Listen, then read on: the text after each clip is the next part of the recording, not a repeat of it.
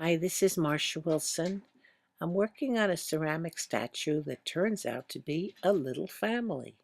But when I start out, I just have a piece of clay and some barbecue sticks and a piece of styrofoam to stick it in, and I start wrapping it around, and it turns out to be a little figure. I probably meant just to have one figure, but a figure by itself is going to fall over. So I started to add more pieces to it, and it looks like a mother here with three children and a dog.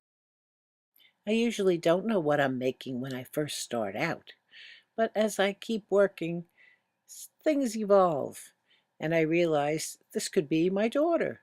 She has two girls and a boy and a few dogs. So as I work, I'm removing the styrofoam from the bottom, and I remove the sticks and put the clay on a piece of wood because now it's been at least one day since I've been working, and the clay is firm enough to stand on its own, mostly, although I see two sticks still sticking out of the top of one of the heads. Actually, three or four sticks. So I'm modeling this at the Clay Arts Center in Port Chester, New York, where I do independent study and have a wonderful time. It's the most marvelous place. And see, the statue is beginning to take form. I've added one dog in the front. That's my daughter's dog, Hiaka, and two dachshunds. And there are her three children. And I'm carving it with various clay tools. This is a picture of the bottom of it, I guess, to show that I've dug it out. I'm trying to make the pieces hollow. I've gotten far enough now that this is turning into a memory piece. I like it best when sculpture becomes personal. And now I'm thinking of my daughter and her children who lived in Hawaii at the time I'm thinking about. This would be the 1990s.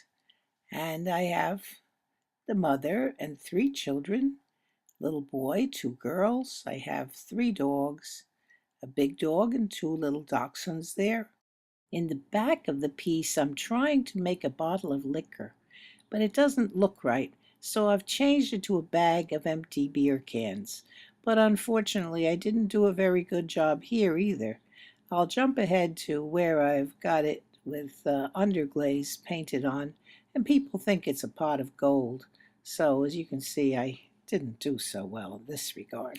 Back to me sculpting the raw clay.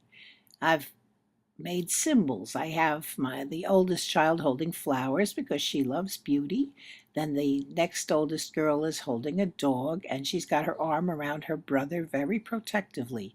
He's riding a tricycle, which reminds me of the motorcycle that takes him to his premature demise at age 19. That was a few years ago, and it shows the shock the whole family went through. There he is with his sister in the newspaper, and here he is in his coffin.